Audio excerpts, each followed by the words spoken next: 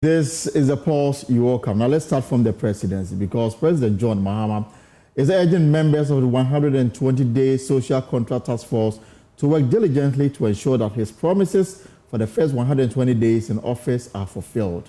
Now speaking at the inaugural meeting of the task force, he stated that the majority of its members who are ministers of state were included because many of the promises fall directly under their mandate. In a run-up to the election, President Mahama made several commitments that he pledged to fulfill within his first 100 days in office. These include scrapping nuisance taxes such as the e-levy, the betting tax, and others. Listen to what transpired at the Jubilee House this morning. The list of some things we intend to achieve within the first 120 days. Of course, several of these things are sectoral, and so it was not possible to conduct this meeting before the ministers of the various sectors had been vetted and sworn in. And so now that you've been sworn in, of course, some background work has been taking place quietly. And now that you've been sworn in, this meeting is meant to focus sectorally on the things that fall within your sectors. And that's why you've been chosen, because many of those issues are within the sectors that you are ministers of, so that we can hone in and make sure that we achieve them on targets. Some are 90 days, some were 14 days. Assemble a full cabinet within 14 days, we achieved that. And then some are within 90 days. Others necessarily must go with some things. For instance, the removal of some taxes and rationalization of taxes can only be in the budget, because you need to do revenue measures and put those tax instruments before Parliament. So all of you are supposed to focus on your sectors and work so that we achieve all the targets that we set ourselves in the 120-day plan. The Senior Presidential Advisor on Governmental Affairs is the chair and leading that effort. So you have to work closely with her so that we can make sure that we are faithful to the mandate that the people of Ghana gave us. And so that's the purpose for this meeting. I congratulate you again. And we'll now discuss the nitty-gritty and look at where we have reached. Some of the things like the National Economic Dialogue, the Planning Committee is working on. The Constitutional Review, we've set up the committee, and so that work is happening. The Minister of Education, who was amongst the earliest to be sworn in, has already moved quite fast with the issue of the National Educational Review. And so for those of you who were sworn in later, look into your sector ministries and the promises that we made, and then work as quickly as possible with the Senior Presidential Advisor on Governmental Affairs to be able to achieve those targets we've set ourselves. So that's the purpose of this meeting. And so would excuse the media, and then we will. Okay. So I'll soon take you live to the Jubilee House to get very latest on this matter, because as you may be aware, the president made some promises that will be delivered within the first 100 days of his administration. Let me take you live to the Jubilee House. Valerie Sawyer is chairperson of this committee, and she's speaking. Of your promises to the people of Ghana. Said, therefore, we pledge to use our utmost endeavors to ensure that we perform on the mandates that you have given us. We will not fail you. We will not fail the people of Ghana. And God be our helper. Thank you.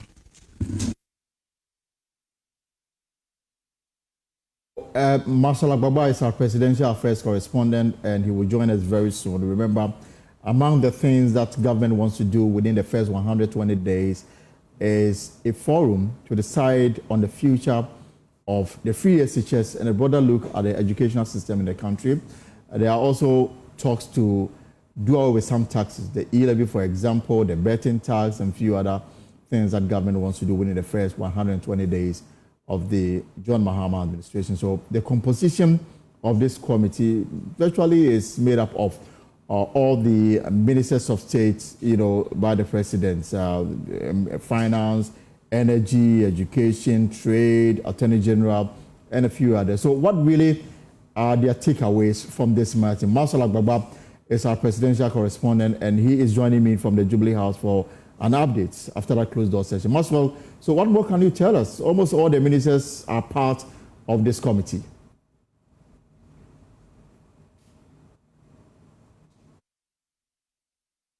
And so we are coming to you live from the seat of government, the Jubilee House, where the inaugural meeting of this task force is taking place at this point. But let me quickly run you through the people who make up this task force, the people who are part of this task force.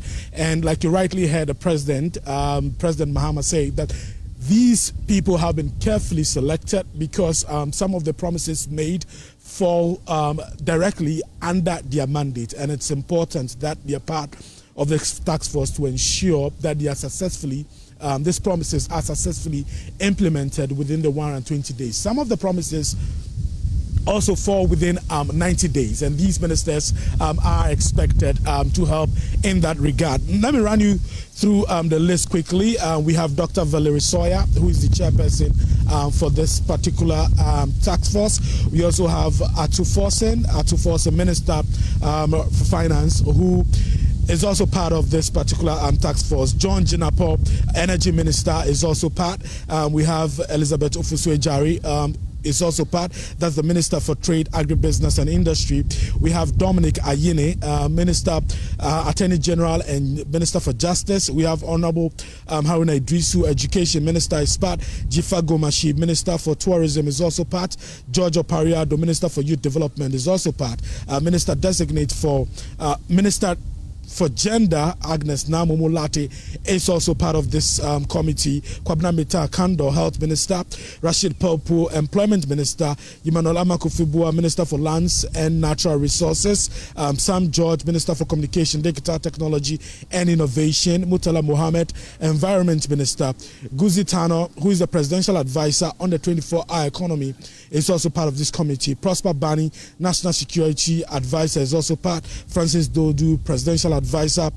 Joyce Bar Mukhtar, Presidential Advisor and Special Aide to the President. So these are the members of the task force.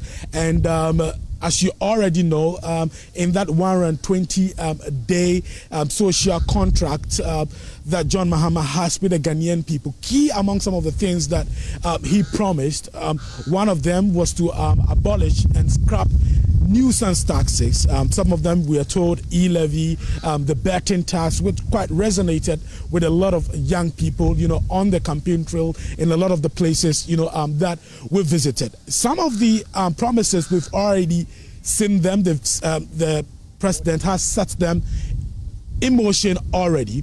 One of them, he promised that he's going to constitute his cabinet within 14 days, and that was realized. We've seen that that has already happened. He promised also to constitute one of the leanest governments that we've seen, in recent times. And that also, you can confidently say that that has been done, although some 4 more deputy ministers will be announced soon to bring the ministerial list to 60. You can also talk about the promise to reform Ghana's education sector. The process is underway, and some days ago, the president released that statement announcing the formation of a committee that would ensure the successful implementation of those reforms. The committee, we know that has started work already, and soon persons and stakeholders in the education sector will all gather for that all-important conference to make necessary changes and necessary reforms to Ghana's education sector. Another promise that you can also talk about that we've seen some action been taken in that regard is on illegal, mining. The president in his 120-day social contract mentioned that he's going to ensure that new mining leases to mine in Ghana's forest reserves and in water bodies are not issued. And remember that some days ago, during the swearing-in ceremony for the minister whose sector this falls directly under, he promised that he's going to put in place mechanisms to ensure that new mining leases to mine in Ghana's forest reserves and in Ghana's water bodies do not happen. And in fact, he put out a strong statement warning his appointees that none of his appointees will be allowed, to engage in any form of mining. So on illegal mining, yes, we've seen clear action, being taken in that regard. In the education sector also, we've seen some clear action being taken in that regard. Now, one of the persons who we saw in that inaugural meeting was Mr. Guzitano, who is responsible for the implementation of the president's flagship promise of a 24-hour economy. He's also part of this task force that has been set up, and indeed in that 120-day social contract that the president put out there, it stated that within the first 120 days, the necessary amendments to implement the 24-hour economy policy will be set in motion. And we want to believe that Guzitano in that meeting definitely would give the president an update on the status and what is being done to realize, the implementation of the 24-hour economy policy within the 120-day framework, 120-day social contracts that, we were given. I know quite a number of people are looking forward to the scrapping of the nuisance taxes, especially the betting tax. Like I mentioned earlier, we were on the campaign trail with the president throughout the campaign period. And anytime he mentioned that he's going to scrap, one of the taxes that he's going to scrap was the e-levy and the betting tax, a lot of people clapped, It really resonated with a lot of people, especially young people, and many of them are looking forward to the scrapping of those nuisance taxes within the 120-day period. But indeed, the president mentioned that for some of the taxes, it cannot be done unless, the budget is presented to the legislative arm of government, and he's strongly looking forward to that as well. So the meeting is underway. We're hoping that it would end soon so we can have interaction and exclusive interviews with some of the members of the committee who are in there taking part in that inaugural meeting where President Mahama, is currently being chaired by Dr. Valerie Sawyer. I know that President Mahama spoke early on, but I'm curious to know the rationale really behind the setting up of a committee, because these ministers already have their work cut out for them, and they are implementing the vision and policies of the president contained in the promises he made to Ghanaians in the run up to the election. So why the need for a committee to track these promises if the ministers themselves have the mandate to implement what already is contained in the government vision and programs? We don't have Maxwell yet. We've lost him. So we'll bring him back when that meeting is over so that we can engage them more. What exactly the committee is expected to do to keep track of the promises made by the president and to achieve them within 120 days of the administration of John Mahama. Well, today has been all exciting for a lot of people who contested the Council of State election. Now, former NDC presidential running mate. Remember Alhaji Mohamed Mumini, former Foreign Affairs Minister. He was in Parliament for so long. And at least 5 other persons have been declared winners in the Council of State elections ongoing across the country. 522 people casting their votes across the 16 regions, and a total of 154 aspirants, comprising 144 males and 10 females. Just 10, put themselves up for elections to be part of the advisory body for the president. According to the Electoral Commission, no woman expressed interest in the elections in the Greater Accra, Volta, Western, North, Bono East, Oti, and of course the Upper West, Savannah, Northern, Upper East, and Upper West regions. The Council of State elections in the Ashanti region also ended abruptly after some thugs alleged to be linked to the ruling NDC disrupted the process, tearing apart ballot papers. The heavily built men overpowered police officers to gain access to the Electoral Commission's table where ballots were being sorted. Now, some journalists covering the elections were allegedly beaten by the thugs. It is alleged the NDC supporters were not happy with the ballot sorting, which was believed to have gone in favor of an MPP member. And Nana Ojima was at the event and came through with this report.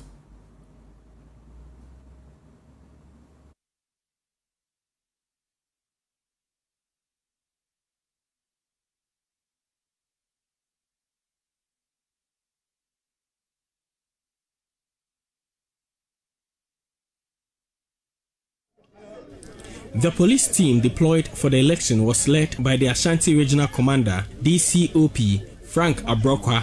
Some of the officers were stationed at the entrance of the residency of the Regional Coordinating Council where the election was held. They screened and turned away persons who were not accredited to be at the premises. It was the first point that our cameras caught the thugs who were challenging the authority of the police. One of the 12 candidates for the election, Frederick Ejay, explained the EC restricted delegation of each of the candidates. Because the EC made it clear to us that each aspirant should come with 4 agents, and the 4 agents, they are going to be allowed to enter the premises. So I don't know where. I even came around and I saw the metro men around. I don't know where they came from. I don't know how they were able to enter because, a lot of policemen were around. Security personnel were around. Even my driver, they didn't allow my driver to enter. And I accepted because the EC said 4 people together with the candidate is going to be allowed to enter the premises. The thugs were later seen at the inner perimeter where the election was held, though they had no accreditation. Former Municipal Chief Executive of Obuasi, Oforiajiman, was seen with the thugs. They approached the candidates' tents to offer handshake to the NDC Regional Chairman, Nana Kwesi, and another candidate, Yao Obimpe, a former chairman of the party. It was at the sorting stage where these thugs disrupted the process. It is alleged the NDC former chair, Yao Obimpe, was losing the election, leading to the disruption. In the course of the sorting, we saw that the metro men invaded. There were some barricades. So the metro men invaded, and then the chaos started. Everything was disrupted. What they saw, maybe they thought that maybe it may not go in their favor, so they had to, evade. And I think this is very, very bad. This is very bad because looking at how far we've come, how our democracy, we've grown to get to this point, and still, anytime we conduct election, we don't, experience this kind of peaceful election. It is very bad. The men later followed the EC to forcibly take away the polling materials salvaged and destroyed them. Leading candidates among the 12 are former chairman of the NDC, Yao Obimpe, and member of NPP's Council of Elders, Nana Nkansa Buadu. Prior to the election, the process was characterized by partisan politics. It is speculated that the candidates paid money to the delegates. For JoyNews, Nana Ojima, Kumasi.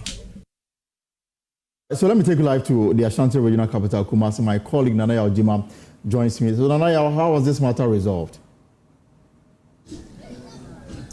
So later, the police were called in, they had reinforcement, and they were able to calm tempers within the premises. But unfortunately, we do not know as at what the EC would do now, because at the moment, what we know is that sorting was done, the ballots were not counted. It's unclear if the ballots are intact. So we are waiting on the EC to issue a directive on the way forward, whether the ballots are intact, and therefore we can continue or go ahead with the counting process and, if possible, declare the winner. Or there will be a re-election. That is unclear as at this moment. But not long ago, one of the candidates in the election, Nana Nkansa-Boadu, had his supporters and campaign team calling a press conference. And at the press conference, they emphatically said that according to the sorting and what they saw on the ground, they believe that their candidate won the election. And that is what didn't go down well with the persons we suspect aligned to the NDC, and they went ahead to disrupt the election. So let me talk to this man. He is the presiding member for Kwadaso constituency, Mr. Yeboah. Ernest Yeboah, Ernest Frimpong. He happens to be one of the people who took part in the election and also campaigned for Nana Nkansa-Boadu Ayeboafo. Ernest, you are claiming that you believe that your candidate won the election. On what basis are you saying this? Okay, thank you very much. And let me thank all the honorable members showing love to Nana Nkansa-Boadu today. As you say, you see, election is about science and data, and it was being calculated. In Ashanti region, we have 86 people who are supposed to vote. All of them came. They all voted. During the sorting, there was no rejected ballot. That means or no spoiled ballot. It means all the vote was valid. So we started counting. Counting started, and Nana Boadu Nkansa was number 1 on the ballot paper. So they started counting Nana's ballot. And after Nana reaching 47, they came in and disrupted everything. No, what you're talking about, from where I stood and from what my cameras captured, unfortunately, we cannot say that the ballots were counted. We didn't see the ballots being counted. What we saw were these ballots being sorted. Let's be clear on that. Probably you had your own way of counting these ballots. No. Let me put on record that the ballot, we started counting the ballots. Let's leave that part to the Electoral Commission. The reason why we are saying that we have won, because 86 people were supposed to vote and they all came and voted. If you get 44, you will be the automatic winner. It is a simple majority, and we getting 47, and they come to disrupt the rest of the counting. Does not invalidate the result that the EC were doing. We believe that after Nana has got 47 votes out of the rest of the 86 votes, we automatically the winner of this election. So we are just waiting for the EC to confirm Nana Nkansa-Boadu Ayeboafo as a representative of the Ashanti region to the Council of State. That is all. Now, from what happened today, it looks like we couldn't finish or conclude on the election.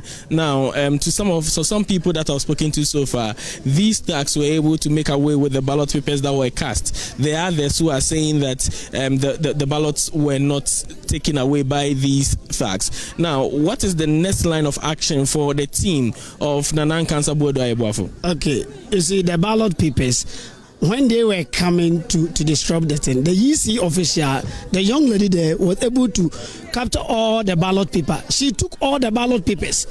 The ballot paper that we sorted and we were counting, the EC took it. We know, as of now, that the ballot papers are safe in the hands of the Electoral Commission. Who is confirming this? We are confirming it, because I was standing there. As an agent, I was standing there. So the EC took it. And we know that as now, all the ballot papers are in a good safe or good hands of the Electoral Commission. And we are waiting for them. We, the Nkansa-Boadu Fund, we are waiting for the EC to declare Nana Nkansa-Boadu the winner. There is not going to be any re-election anywhere in this region. And the assembly, we cannot sit here and take assembly members for granted. And this is a slap in the face of the honorable members on the district assemblies. They cannot do that to us. And we are not going to, you see, the voice of the people in this region is final.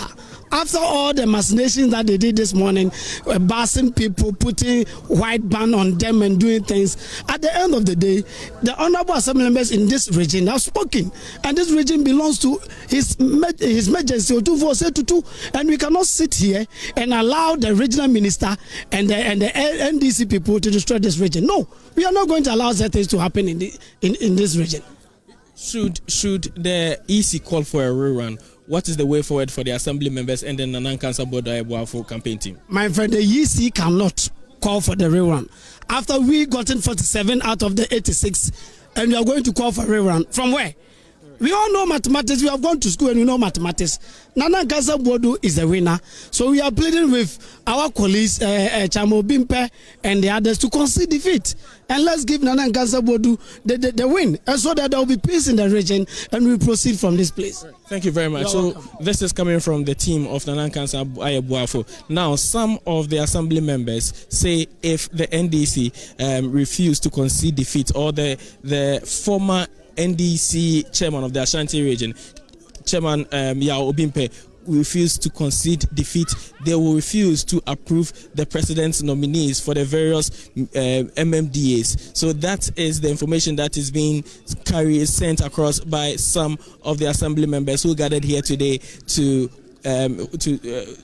grant the audience to the press. So far, the Ashanti region, calm has been restored to the Ashanti Regional Coordinating Council where the election was held. We are yet to get the EC give us updates on what has happened to the ballot papers and whether they will go ahead to declare winners. Now, the police has also issued a press statement, and according to them, they are after the people who, the suspect or people who they believe had come into the premises of the Electoral Commission and disrupted the election that was held today. Ballot box secured. Now that it's become a center of controversy in the Ashanti region. That is very true. Now, we saw the NDC or the thugs destroying some of the ballot materials. We are unable to confirm whether these are the materials that were used for the election or these were the materials that were holding the ballots that had been cast. Right. What we know is that the EC had sorted some of the ballots and they were about counting when these people stormed the premises and disrupted the process. We know that some ballot papers were destroyed. We saw some of them which were not thumb-printed. We are unable to confirm whether the thumb-printed ballot papers were also among those that got into the hands of these men who stormed the premises of this election and disrupted it. But what we know is that the gentlemen disrupted the process and some ballot materials were destroyed. And then finally, before I let you go, so I've been checking the social media pages of the Electoral Commission. They've not said a word about what is happening in the Ashanti region, what is happening across the country. There's nothing from the EC and on all their social media handles regarding the Council of State elections. But on the grounds, what is the EC saying, regarding how they want to resolve this matter and declare winner in the Ashanti region contest? Alton, immediately after the election or when the election was disrupted, some of the EC officials who were there were taken to safety. The police guided them to a safe place. We are yet to get any official of the EC speak to. We went to the office. The office had policemen guarding the whole premises, wouldn't allow some of us to get access to the EC's office. So we are yet to get hold of the EC and get an update from the EC yet. But what we know is that from what happened there, one of the staff of the EC was injured, and I know that she has been taken to the hospital for medical treatment. But the EC is yet to give any update on what happened today and the way forward for the elections in the Ashanti region. And we'll reach out to the Electoral Commission for their take on this particular matter. Nana Yaojima is Ashanti regional correspondent with Love FM.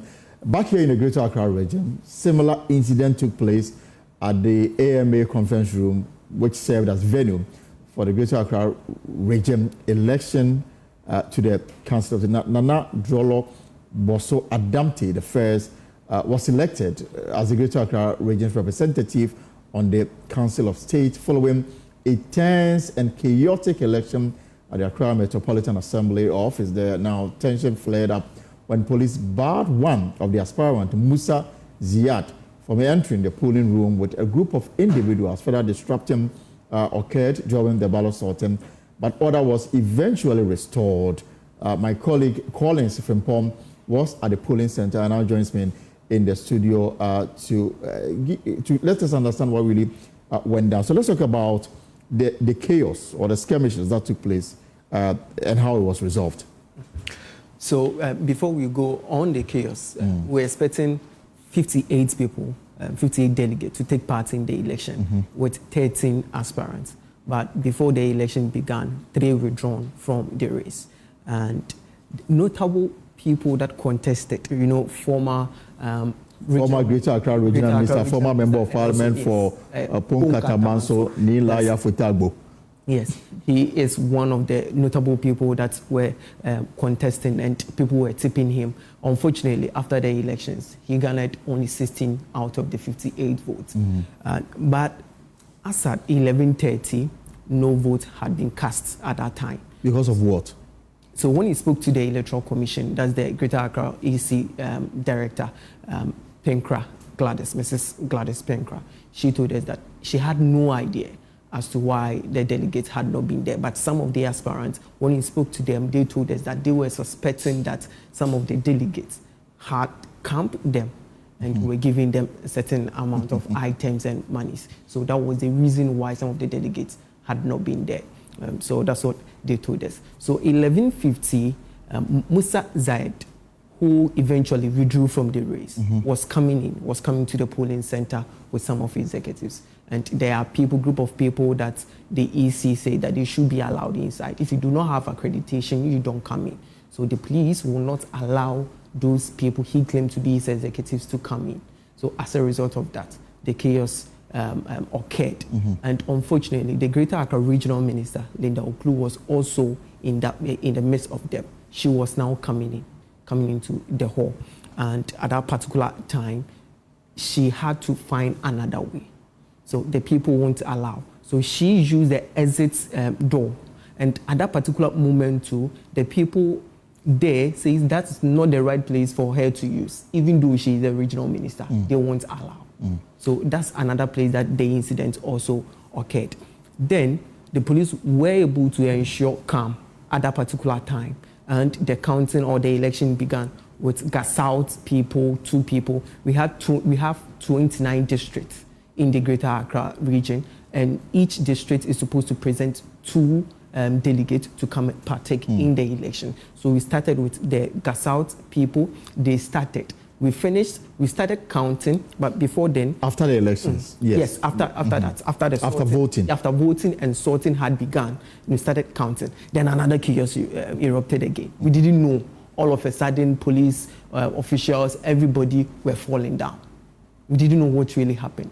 But calm was able to, the police were able to restore calm. Then afterwards, the Greater Accra, the EC finished with the sorting and the counting, and after calm has been returned in the center election, the EC announced the results. And if time will permit me, I want to take us through the voting pattern, how it happened. Right. So as we were all expecting, 13 people took part in the election and 3 had withdrawn from it. Afote Abu Joseph Nilai, who is a former member of parliament for Punkatamanso and also Greater Accra regional minister, he had 16 votes. And also we had Summertime Ampon, he also had 1. And we have Nene Drolo Boso Adamte, he won the election, the first. He won the election with 40 votes. 40 votes. Yes. So, and then the local government minister was there. But before the local government minister comes in, we had 58 people were expected to cast their vote today. 58 all of them voted, and 57 were the accepted votes. So 1 was invalid. So we spoke to the the local governance minister, Ahmed Ibrahim, who mentioned that he spoke on the violence, and he mentioned that violence or during elections, violence are meant to happen. So these are not some of the things that he will want to comment on. The police were there to ensure peace. All we needed was to make sure they get a rep for Greater Accra, to be able to constitute the Council of State, for the president to go ahead and get the power to proceed with forming his government. That was the mandate given to us, and that is exactly what has been delivered. I'm so happy with the process. I'm happy with the conclusion. Whatever has happened, I'm so happy with it. So far, so good. Elections, losing election is not an easy thing. No. I've lost an election before. If you lose, if care is not taken, somebody went to the polling venue with his vehicle. When he lost, he forgot that he brought a vehicle. He was going home. And they had to call him. They said, oh, Honorable, you came with a car. The car is here. They said, before he came for the car. So once elections is taking place and somebody has lost, it's not easy to lose an election. If you don't act, your supporters can do anything. So when we get to that process of declaration, until it is declared, there can be no peace. So my main aim was to make sure that there was clear protection here. And my attention was on the table. Yeah, the EC was also very vigilant. Everything came to a successful conclusion. The police also took positions. So there was no way any chaotic thing can happen here. And I'm happy with what has happened. I have been with them. Yesterday I was with them. Today I was with them. I've seen that there are samples of many blocks in the Greater Accra region. And it's not good for Greater Accra regional development. Therefore, after this, no matter who has won, we still have to bring all the factions together. The leadership of the party, the leadership of the government party, the leadership of all the other opposition must come together. Elections took place in December 7th. Somebody won, somebody lost. Election is over. We are now forming government. Forming government for what? Forming government to do the work, the reason why the government was voted for. So it's the duty of all of us to make sure that we come together to support whoever has won. And that is what we have to do. We have to put our parochial and selfish interests aside and look about the bigger picture of developing Greater Accra. And that is the exercise that has taken place here. So it is not about anybody's interest. Greater Accra has won. And we must bring regional cohesion, regional unity, regional togetherness for regional development. Of course, that's the local government minister talking about the skirmishes that marred the Greater Accra region. There's also a similar incident we brought you early on from the Ashanti regional capital. To the northern region, where a former running mate of the NDC, Alhaji Mohamed Momoni, was declared winner of the elections. Martina Bubi was there for JoyNews, and she joins us via Zoom. Martina, so in brief, tell us how it all went down.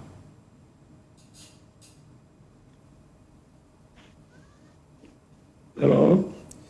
Yes. For the northern region, it was a peaceful contest right from the beginning. The elections was held at the Regional Coordinating Council, the residency. And so you would have to go through the military and the police gate before you enter the premises. And so those who entered there were people with the accreditation. If you didn't have accreditation, you were not allowed into the premises. Once the electoral college was formed, they were seated, the elections kick-start. Now they were given 5 minutes each to convince the college that indeed they were the candidates fit for the position. So Alhaji Mohamed Momoni was the first to begin. He talked about the various positions he served in the country, rising from assemblyman to the running mate position, and outside the country, what he's done as well. The second person was Richard Yakubu. He also told the electoral college what he had and what he was going to bring to bear. Just like the other candidates, at the end of the vote cast, 32 votes cast, 26 went to Alhaji Mohamed Momoni, 4 went to Richard Yakubu, and then 2 went to Nyamde Rakib. And these, it was a very peaceful one. He was offered the opportunity to tell the people of Ghana what he has to offer. He talked of the experiences coming to add to the others to help advise the president so that we can have a developed country. So this was basically what happened in the northern region this morning. Right. Thank you so much, Martina Bugri. Thank you so much for that. Now it's good time to bring in the winner of the elections there in the northern region, Alhaji Mohamed Momoni. Alhaji, congratulations and welcome. Thank you very much. And I must say that it's so refreshing hearing your voice. Former Foreign Affairs Minister, former running mate, in terms of politics within the NDC, you are a stalwart. I'm just wondering, you actually didn't need to convince anybody to vote for because of your stature. But what motivated you to put yourself up for election to the Council of State? Well, I happen to have been a member of the National Consultative Assembly. Right. And in fact, I was in the drafting committee of the Assembly with Justice, and therefore I understand the mandate of the Council of State, and I understand how critical, how important it is, especially in the present circumstances when His Excellency the President is resetting the agenda. He's resetting the country. He needs a quality Council of State that will advise appropriately on every issue that is referred to them. So I thought that if I have along the way gathered some competences and some leverages, and I want to bring them to bear on the work of the Council of State. That is exactly what my motivation was. So all these years, where have you been, Alhaji? Well, when I left government as Minister for Foreign Affairs in 2013, I took up a job as Secretary General of the African Caribbean Pacific Group of States, headquartered in Brussels, where I went to continue the work Dr. Eben Chambers was doing. He had left for another job. So I was filling in, and therefore I was there for just about 2.5 years. Then I came back to the country at the end of 2015, and since then I've been home in the north doing some farming. Great. We'll also be speaking to, I don't know whether we have him on Zoom now, private legal practitioner Samoku Yeto, who is also a former member of the Council of State. Mr. Okujeto, good afternoon and welcome to the Pulse. Right, so if you can kindly unmute for me.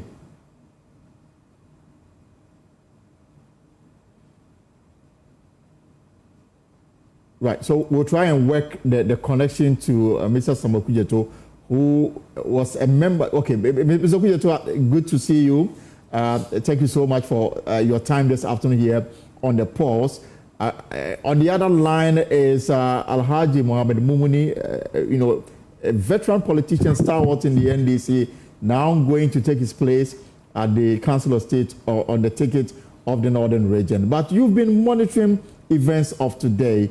The skirmishes that we reported in the Ashanti region, the reason why the EC was unable to declare winner of the Ashanti region election, and then the other chaotic scenes that we reported from the Greater Accra region. Surely, for election to the Council of State, this should be the last thing we should be reporting.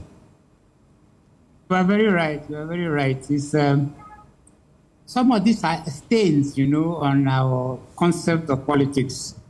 I don't know why all this hooliganism has come into it. I remember my first sojourn into public affairs was a member of the Constituent Assembly of 1968-69, and thereafter a member of Parliament. And I had never witnessed this kind of behavior. And so something is wrong in the country, which I am charging the Commission for Civic Education to mount a program of education that politics is not meant to be fisticuffs. It is not a fighting issue. It's a question of ideas. And we can even agree and disagree, as the case may be. But when we see all this hooliganism, even during the election, the last election, people snatching ballot boxes, burning EC offices, burning tires in the street. I mean, all of them, I feel ashamed. Because I said, since when has Ghana changed to become what it is now? Maybe some of us are too old. But in our days, we will see that things are done peacefully and gentlemanly. A Council of State office is supposed to be one of the highest positions in the country, even more than an MP. And why do you think that going there with talks around you is the way and manner in which it should be done. The assembly members who were going there to go and vote were people who were selected by the assembly. And whether the assembly has informed them as to who they think they should go and vote for, I don't know. Although that should have been the process. It should have been the process that the assembly that is choosing these two members or delegates should mandate them as to who they should go and vote for. Because sometimes we hear about issues where people allege that the candidates are giving money to people, and I feel ashamed. Right. That is not what it is meant to be. So I think there's a lot of you. In fact, I always come back to the media. I keep always at war with you, the media, because I often say that education is what your mandate is. Right. Not sensations. But I think you spend more time in reporting sensations than doing education, as the case may be. So I'm making an appeal through your media, broadcast it with the other media to say that the media should spend time now educating the public on their rights and duties and responsibilities. Because oftentimes they forget that one. The responsibilities are ignored. They think they have rights and not duties and responsibilities. So let them change their attitude, because Ghana is now a civilized country. We've been practicing democracy now for many years. Yeah. Mr. Williams, so advice well taken. Let me bring in your Alhaji who is on the Alhaji. So I don't know whether you have any comments on the skirmishes that took place in the Ashanti region, the Greater Accra region. Before I ask you about the relevance of the Council of Elders now being questioned by some people, if to the extent of reform to our constitution to do away with the existence of the council. Yeah, sure. I have heard what has happened, the unfortunate thing that happened in the Ashanti region. I'm so sorry about it. But really, I think that they need to really regroup and get things off and done properly so that Ashanti region can be represented on the Council of State. We were lucky, or should I say, we worked consciously to have a very peaceful election in northern region. We are thankful to God for that. Right. We wish the Ashanti region will get their act together and appropriately select their representatives.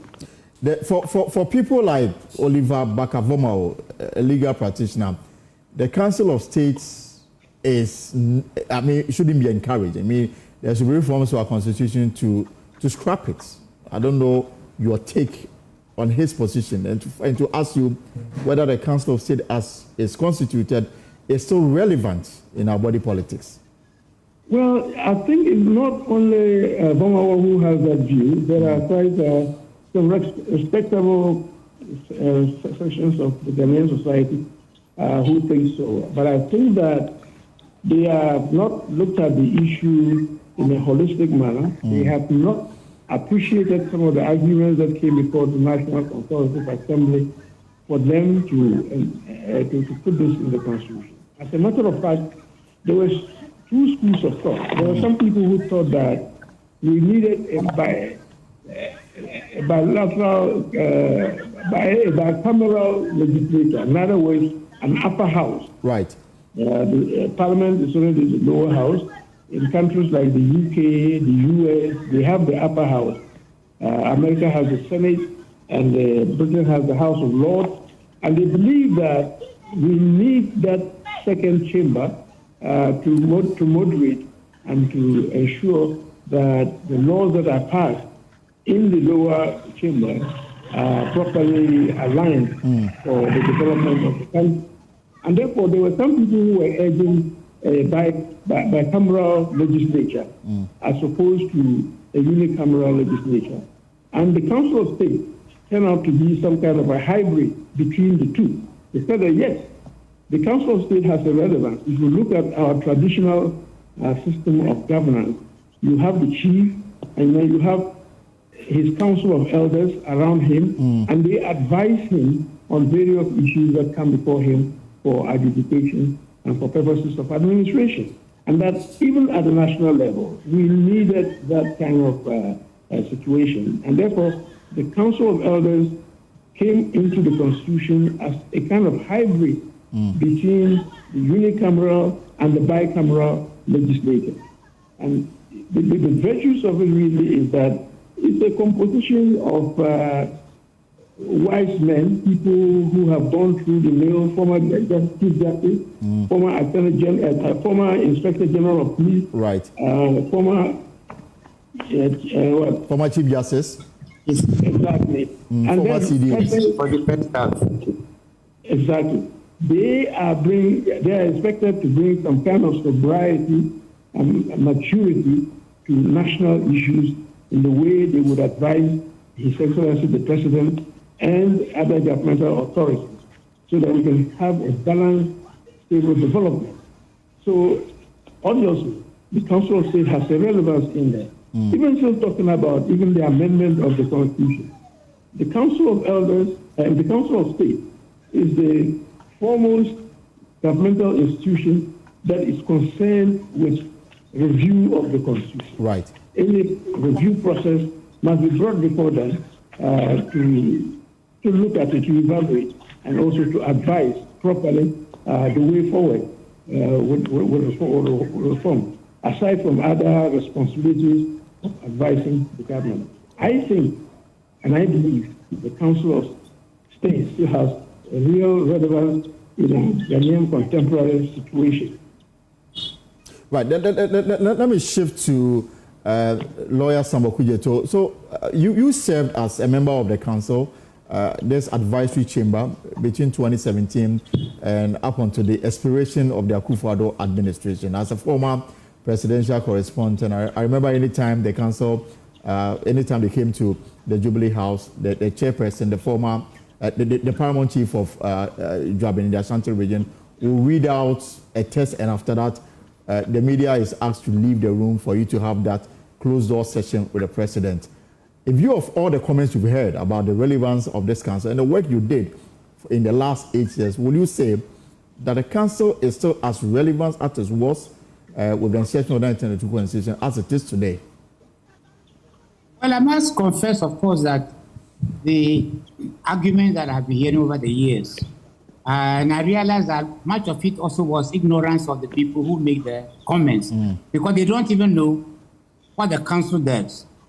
And none of them even bother to come to the council to ask as to what is it that you do or what you don't do. Because it is not for us to be calling press conference to go make announcements. That's not our job. But I realize that that is not done. So again, you, the media, I'm coming back again on you, is to say that all of you have the duty and the responsibility to try and find out what's going on.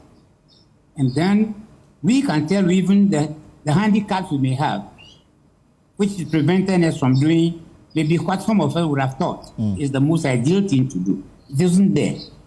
But then, as you said, when we meet with the president, the tete-a-tete that we have is not meant for the public. And so we have discussions with him.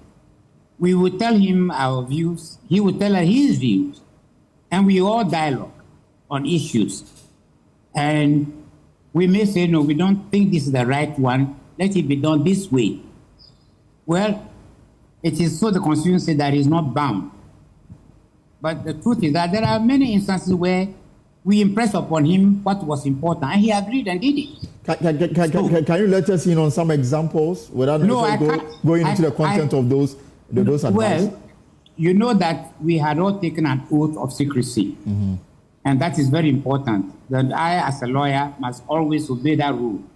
But all I'm trying to impress is that as recommendations are made by the president to us, we are asked to look at it. We do look at it. When we need more views on it, we ask for it.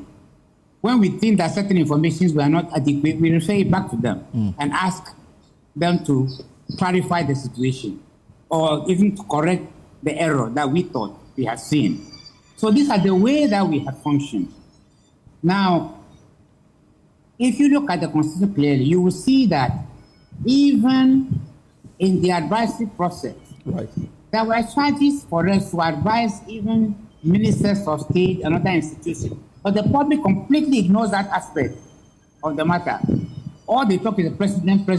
And I said the president is not the only one. We are even supposed to advise Parliament itself. Right. And Parliament itself also was supposed to seek our advice. But that also has not been done. Since I was there for 8 years, there has never been any opportunity where Parliament has referred any matter to us. Even legislation that they are passing, they don't refer it to us, even though it is there in the Constitution. And we have no power to compel them to do it. You didn't even write to them to draw their attention to the fact that you... we have met with the speakers, we have met with Professor Kwe, we have met with Honorable Bagbin, we've met with all of them. And all of them, we try to tell them that, in fact, we should even schedule regular dialogue meetings, but we can dialogue. But they never call us. The only time we heard of some working relationship between the council and parliament in the last parliament was when the speaker had this run-in with the minority regarding a case that had been taken to the Supreme Court, and we were told that the council intervened and tried to resolve this matter. So beyond... Yes. What I'm saying is that we intervene, and then we have actually intervened in many, many things. For example, you can take this Galamsey, for example. On our own initiative, we call a DEBA, call all the paramount chiefs in all the Galamsey areas, call the press, and try to educate the public on the dangers involved in this kind of thing. The poisons of the poisoning of the water, right, the destruction of forests, and the rest of them. Even took minister to Minister of State to task and say, we have heard that, in fact, not that we have heard, we actually went on inspection. We went on inspection to the Galamsey areas ourselves, and we saw it. And we confronted the minister that you are allowing mining in the forest reserve. And I remember asking the minister, I said, what is the meaning of forest reserve? It's not just a forest, it is forest reserve. If it is a forest reserve, how do you go and allow to go and farm in the forest reserve? I said, do you know the importance of a forest reserve? The forest is where the rains fall most. Right. Most of our rivers originate from the forest. Now, the timber which is there, you are allowing people to chop and waste or smuggle out of the country. It took hundreds of years. So even if you try to fool me by telling me that you are doing reforestation, I will tell you that I'm not a child. I know that it takes hundreds of years for those trees to grow. Right. So these are the things that we have been doing all along. But I'm saying that you, the media, you've never even come to us to say that, okay, this issue, Council, what have you done about it? Or what will you do about it? Because you are tired lips on some of these matters. No, but they are so important. But you always like to publicize it on your own so that you can take credit. But the council does not want credit. The council is only trying to help the nation to be governed properly. And this is our job. But I think it's a collaborative effort. Of course. So I'm praying that the next council, you will dialogue with the council more often. Will you advise, for example, the current administration and of course the incoming council, we already have the 9th parliament in session, that provision that says that the council should have access and peruse bills that are before the house and even ones that have been passed? Would you advise that provision strictly respected? Oh yes, I think it is so good. In fact, I even reminding the speaker that I, as a lawyer, in my earlier days of practice of law, until I was even president of the Ghana Bar Association, we were all subscribers to the Gazette, that every bill that is to be passed by Parliament, we automatically have subscribed, so we automatically get copies. But now it does not seem that it happened, that the bills are published, they are given exclusively to Parliament. So the public does not even know what the bills are. Right. Except sometimes when the media has a glance of it and they publicize in the paper. Otherwise, we have no idea. But I'm saying that those are all things that can be done without even legislation. Because if every Ghanaian, lawyer, whatever you are, your position, you have access to the Gazette, you subscribe to the Gazette, and you automatically get copies of every bill that is to be published. That is what it is meant for, because now you can even lobby your members of parliament so that your views can be expressed by the member. Because sometimes I remind the members of parliament that when I was an MP, when I stand in parliament and I'm speaking, I'm not speaking from my own imagination. No, I get information from different quarters. And so when I'm speaking with authority. Right.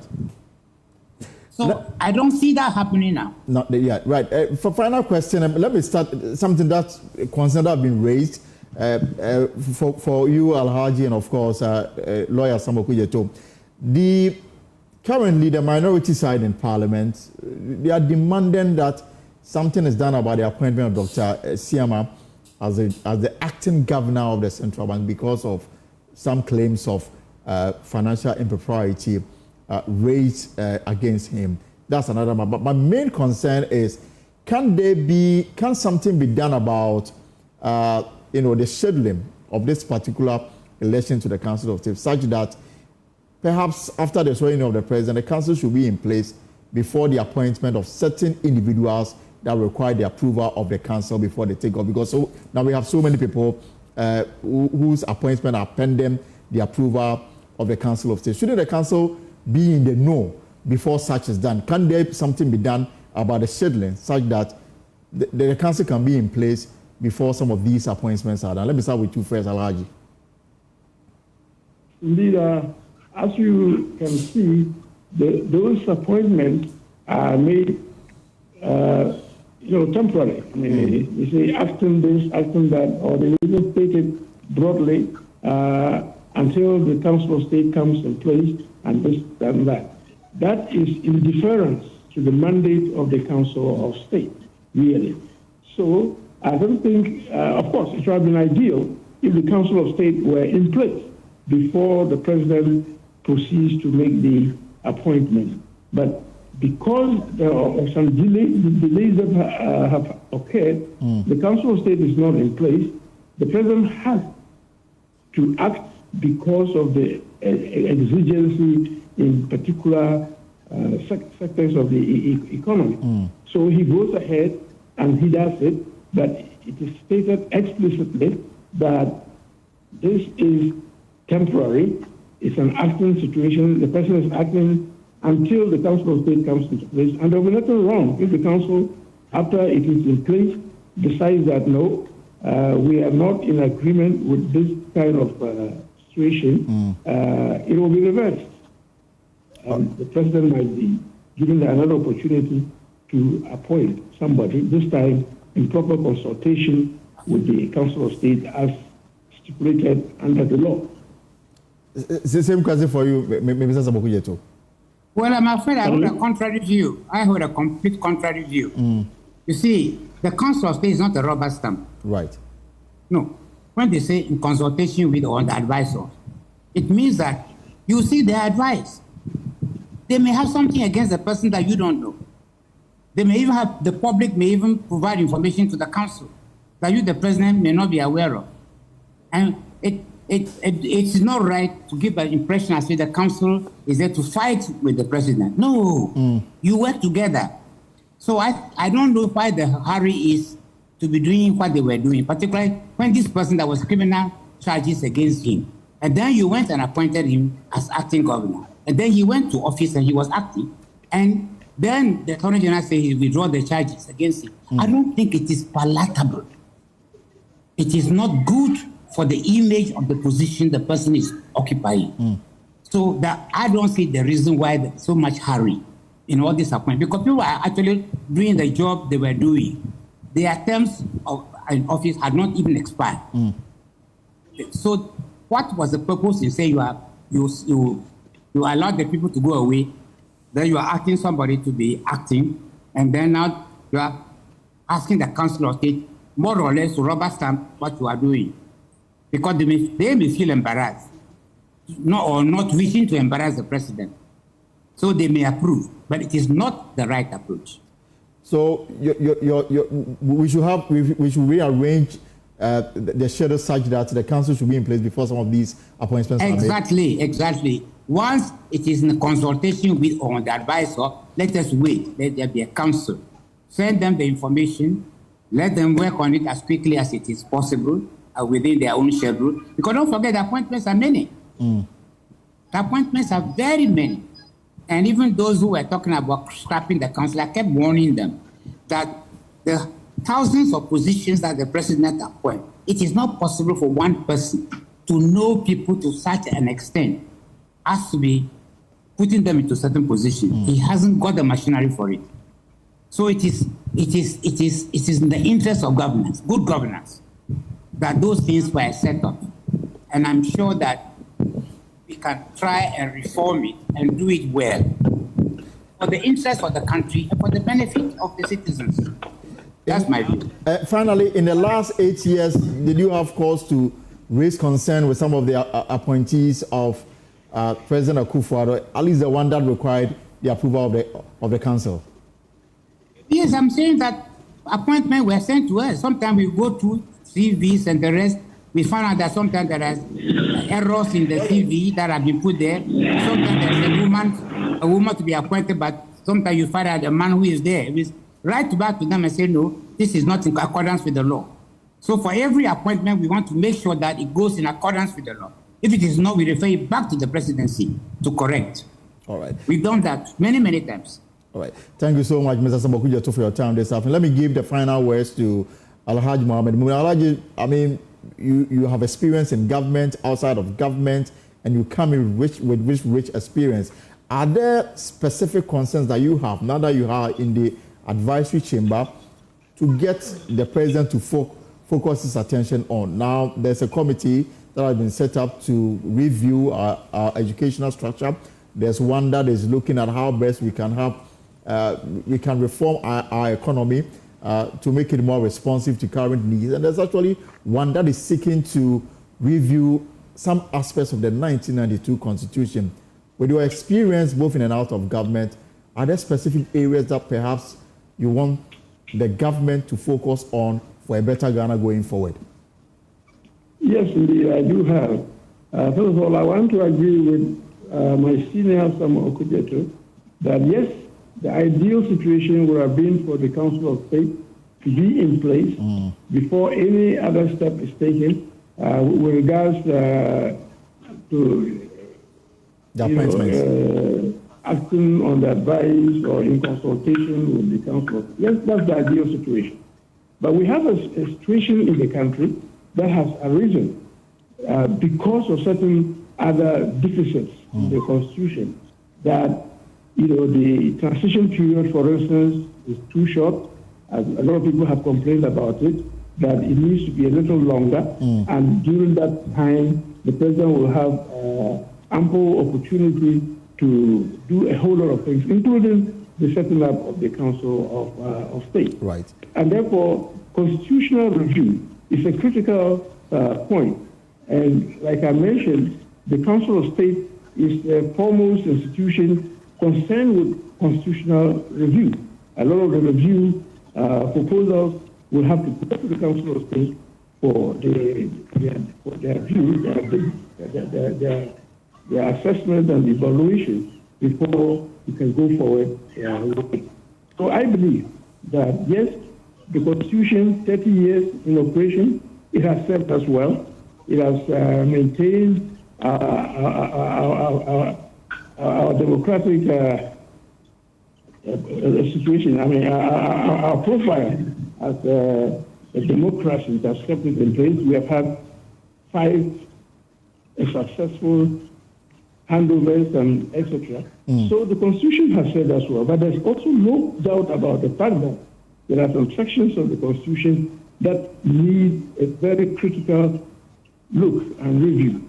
And therefore, I believe that is important. And as I said, the Council of State has a lot to do. Each mandate has a lot to do with constitutional review. Are there specific areas in the Constitution that you yourself want, some amendments done? Well, yes, indeed. One popular one everybody talks about is the fact that the president is obliged to appoint half of his ministers, at least half of his ministers from Parliament. Now, that clearly has outlived its usefulness. That provision actually weakens Parliament because the really bright spots in Parliament are normally taken off and made ministers. And while they are ministers and also parliamentarians, they tend to pay more attention to the executive functions, to the detriment of Parliament.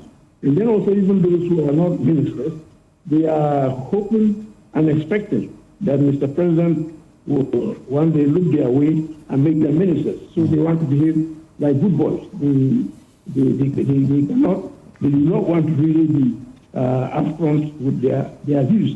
So it weakens the oversight responsibility of Parliament, right. And that is undesirable. And therefore, there is need to change that. As a matter of fact, in the Consultative Assembly, the one historical experience that dictated that particular idea was that the Lemans Parliament, you really had ministers represented in Parliament, and his budget was thrown out as a consequence. And that was considered to be a really bad experience. I mean, the president's budget was defeated because they said the ministers were not there. And therefore, the idea was to make sure that ministers are in Parliament to defend government policies, etc. Right. But what happened in the month's time really was not that terrible upon hindsight, because after all, Parliament is supposed to go by consensus, by negotiation, and therefore they didn't need to do that. They didn't need to change the whole structure and compel the president to appoint half of his ministers from Parliament. Today, everybody realizes that it is counterproductive. Absolutely. It is particularly not good for a strong Parliament to keep a government on its toes. And therefore, that is one area that critically needs a review. All right. Alhaji, thank you so much, and hope to see you in Accra very soon. Alhaji Mohammed Momodem is an elected Council of State member for the Northern Region, and Alhaji in 2004 actually, was running mate to late Professor John Evans Atamils on the ticket of the NDC. They lost to John Ajekom Kufuor, and then after that he went to do some international, serve on some international bodies, former Foreign Affairs Minister, and now back as member of the Council of State, elect for the people of the Northern Region. And then early on, you heard Samuel Kujato, a past member of the Council of State, at least between 2017 and 2004. All right, so let's touch base with some of our correspondents. Let's understand how it went down briefly before we take our first break. Let me take you to the Volta Regional Capital Hall, where Ivy Sotoji monitored the process. So Ivy, how did it go?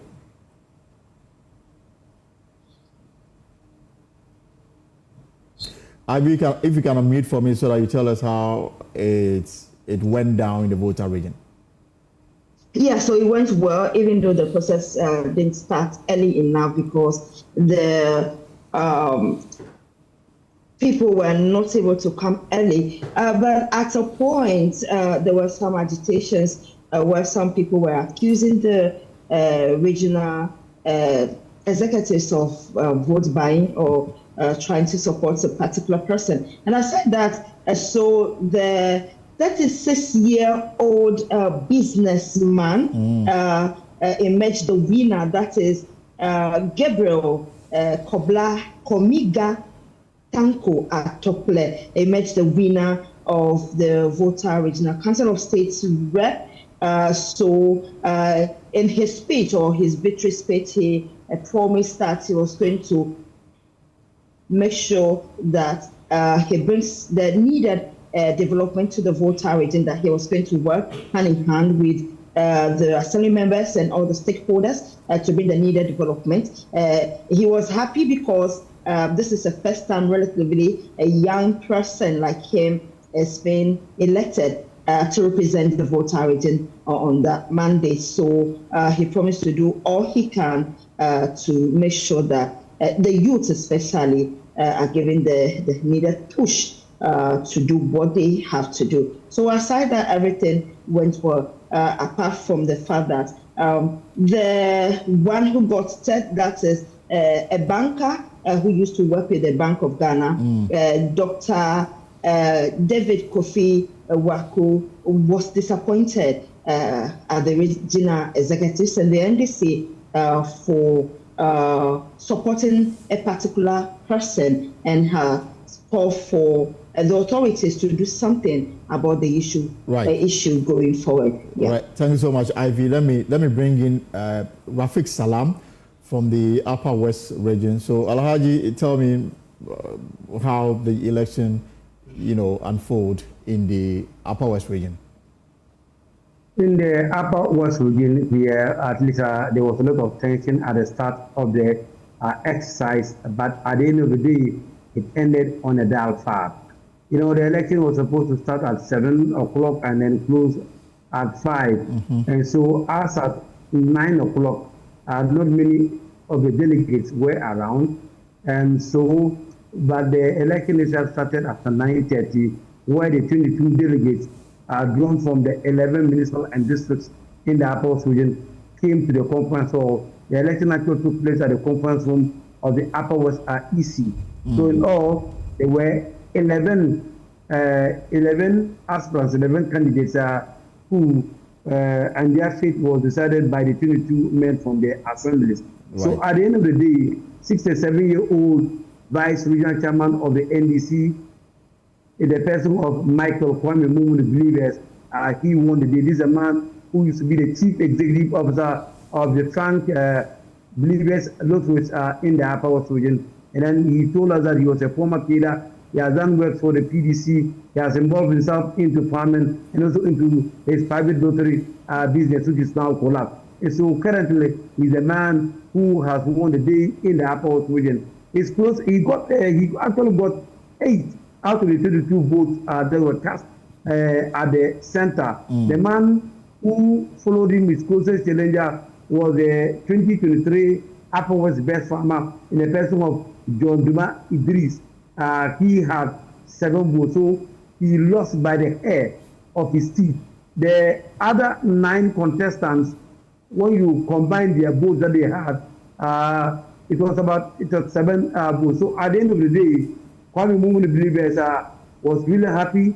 We thank the people for the confidence reposed in him, and also talk about his priority, which has to do with education. There also the issue of growth in the Upper West region, and also the need for the people to come together for the development of the Upper West region. But there was one person, Elton, who was really not happy about the way things pan out in this election, and the person of one Mr. Ibrahim Yakubu, who identified himself as an ally and also a classmate of John Dramani Mahama, the president. And he is saying that he is really surprised and shocked to the marrow that at least he has spoken to the delegates, some of them, and even wrote their names, and they promised even voting for him. But at the end of the day, none of these personalities voted for him. He was really a sad man at the end of the day. But there were also one particular personality that everybody say, wow, when he delivered his speech. The candidates were given 5 minutes yes. At least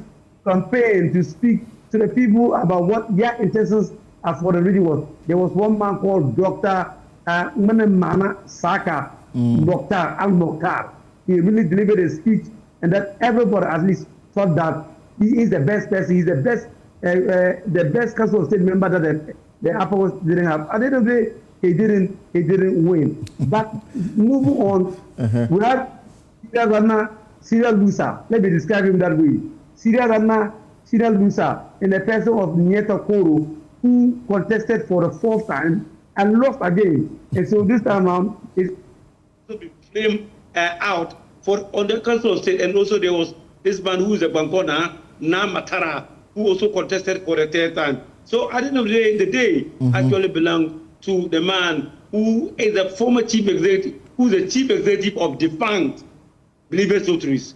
Kwame Mumunu, who won the day in that poll. So it was largely peaceful here. The only, challenge that they had was that when they declared the vote, the agent for Duma Idrisu requested that they should have a recount of the ballot, which happens to be the candidate 1 and candidate 5. But when they did the recounting, it went for Kwame Mumunu believers. We'll leave it here. Rafiq Salam, thank you so much for monitoring the process and for that report. Remember, the only outstanding region is the Ashanti region as of now, because they could not complete the process because some tax went and disrupted the entire process because of allegations of what they describe as unfair treatment. But Nana Kansa Boadu, who contested, his supporters are saying that at the time of the disruption,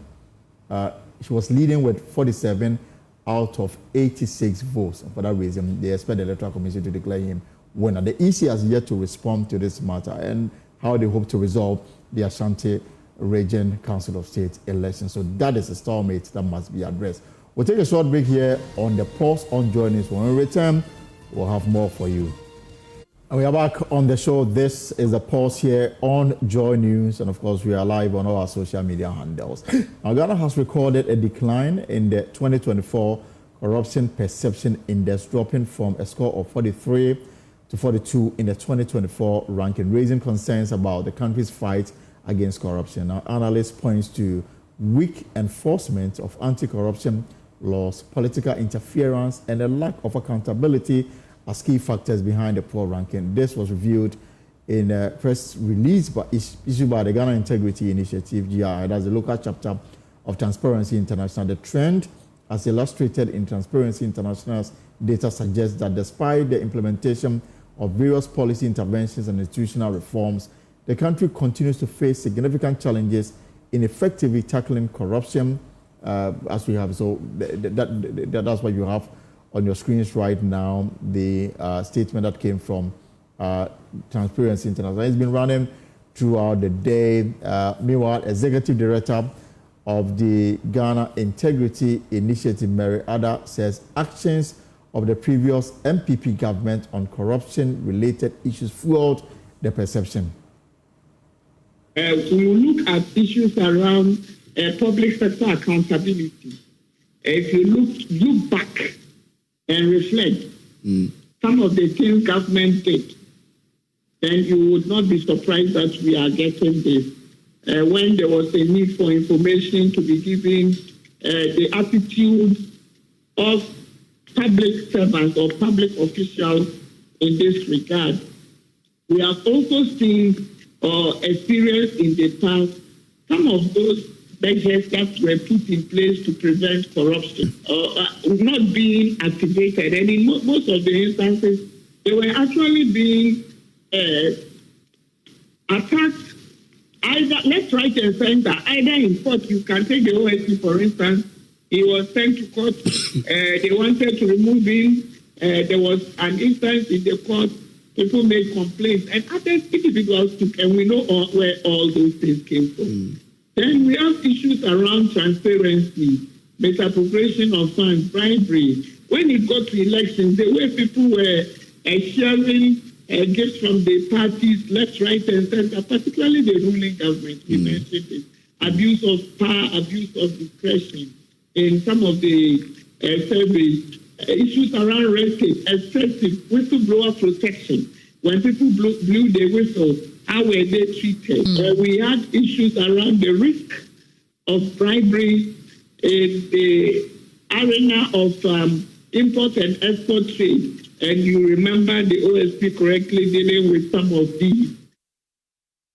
Well, anti-corruption campaigner Adam Senadu joins me for some reaction to this. Mr. Senadu, it must be very tiring, discussing the issue of corruption, especially in Ghana, where we appear not to have a handle on the canker. Well, yes, it is, especially when you don't seem to have a responsive audience in terms of making sure that the actions we need to take are actually being taken and we are seeing the change. Honestly, this is not surprising because the Afrobarometer has always said, I mean, and most of the international reportage on corruption indices will tell you when you have a period of stagnation, and I think we've had 3-4 years at being 43, immediately after that, there is a decline, typically. Right. So it's not too surprising that we have had that decline eventually. Two things that we can point to outside of the reports is President Mahama's oral team, and they made some discoveries. They presented to the president. The president has directed the Attorney General to study it and possibly advise on the way forward on that matter. Same government has discontinued the prosecution of some individuals that were facing trial for allegation of financial impropriety. How do you reconcile the two in the fight against corruption? Well, I think that the president needs to talk to his AG to make haste slowly. I think that there's a disconnect between the two. So rightfully, people are raising legitimate concerns. If you want to discontinue cases, especially using nulli prosequi, where you don't have to give reasons, you know that the context is that you came in on the back of a government where people felt they were unresponsive and corruption was high. You want to hurry the citizenry along. So ideally, your PROs, your communicators need to put out information. In this case, the previous government couldn't get a ruling for 8 years because there were really no facts or evidence that could be corroborated, and that's why the case traveled that distance, and therefore it's not worth pursuing. Do the talk to the citizens and let us all understand. But to have a number of cases being dropped without the rationale, that is not the way to go. And certainly not that subsequently you come back and explain to us. I think that they should be upfront if they want to make sure that the disconnect that people are raising is a concern. That does not become something that also is a label on the current government. The recommendation contained in this press release by the Ghana Integrity Initiative, two of them that captured my mind, is the recommendation that governments should hasten the implementation of the Conduct of the Public Officers Bill, and of course, a specialized call to deal with corruption and corruption-related matters. Are these what we need to stay ahead of the canker? I think the starting point in terms of strategy, the medium to long-term strategies, you need to get citizens more honest. You know, the core values of your society need to uphold integrity, honesty, hard work, and what have you. We need to find a way of mainstreaming that in our educational content, both public and informal, for the medium to long term. But yes, in the short term, the COPO is important because, you see, we haven't codified breaches of ethics, conduct, etc. We haven't captured the issues of illicit or unexplained wealth, reverse burden of proof, and then the sanctions. If somebody is found to have conflict of interest situation, and therefore, advance their personal interest and raise it above the interest of the collective, what sanctions? That has not been codified in law. So you take them to court, the likelihood is that you get no ruling, and it leaves us nowhere. So yes, COPO is important. It needs some modification to capture all the things we are concerned about. And specialized fast track, what I call them, important because we seem to have everything taken forever. And the lack of setting strong precedents through the court system is also fanning the thinking that you can get away with impunity relating to corruption. Finally, there's a new government in place, enjoying so much goodwill. We have state institutions, their main task is to fight corruption. They have been empowered with laws passed by our parliament to do so. Are you happy with the way they are working, and whether we are getting value for money in terms of the resources we've given them and the fight against it, which we don't appear to see so much work around it? I think that we need much more visibility around what work our anti-corruption agencies are doing. In fact, that's one of the gaps that led to including the 6-month reporting back to the public in Act 959 that governs the OSP. Right. So the OSP is mandated, is obligated to come back to us every 6 months to provide a list of what have you done, what results, what outcomes, so that we, the public, have a fair sense of what is going on. I think that all anti-graft agencies, we need, policy reforms, legal reforms to ensure that we have some understanding of what is going on there. Otherwise, they're just agencies populated by citizens, probably being paid and not doing anything substantive to help this fight or cause. So, yes, that's an area of concern. And I think that perhaps looking at reforms and seeing how we can make sure that everybody is up to the task would be a good way to go. Edmund, thank you so much. And of course, tomorrow we're going to hear more because the OSP will address a news conference to announce some outcome of investigations they've conducted or some individuals and their next move in terms of getting accountability. And so tomorrow will be another day to hear more on the issues of corruption. But let's stay on a related matter because a full 2024 audit of the accounts of the Electricity Company of Ghana has revealed the state power distributor under-declared revenue by more than 5 billion Ghana cedis. Now, whilst ECG collected 15.8 billion cedis in 2024, it only declared 10.4 billion cedis. The ECG continues to operate in nearly 100 bank accounts despite an obligation to run a single account as mandated by the current IMF program. My colleague Isaac Kofi joins me with details from this audit report put together by the PricewaterhouseCoopers. First, Kofi, tell us more about the under-declaration of revenue as captured in this report. Well, Elson, so we got the first indication in the fourth quarter of 2024 report that was put out by the PwC. Now we have the full report for 2024. And just like you put it, the gap between what ECG reported to the cash waterfall mechanism and what they actually got from their own revenue sheet, you could see that big difference of more than 5.3 billion Ghana cedis. The key question is, where did this money go? But we understand, per the interview we had with Dubik, that ECG had to under-declare so that they can keep the company afloat because they cannot declare all that they earn into the cash waterfall mechanism. Because mind you, under the cash waterfall mechanism, the only entity that brings in revenue now is ECG. But he made mention that at peak hours, ECG is not able to consume all the power that's generated. A different component is sold by another entity. So why is that entity also not being asked to come into the cash waterfall mechanism to declare? But what we also understand... But under-declaration can be an offense. He says it's not an offense. On pause, he said that under-declaration is not an offense. That's what he claims. And he said that, look, if they decide to declare 100% of what they earn to the cash waterfall mechanism, how would they run ECG? Especially, this same report points out that that same ECG that's supposed to be doing distribution is now being asked to buy fuel to support IPPs. And according to the report, ECG said they had a blessing from the finance ministry who said that go ahead and buy the fuel, we'll reimburse you. And if you look at the validation report by PRC itself, you could see that the top-up payment from the finance ministry has not come. And the forex losses are still facing ECG, and that's a big problem for them. I'm interested in where the 5 billion cedis went.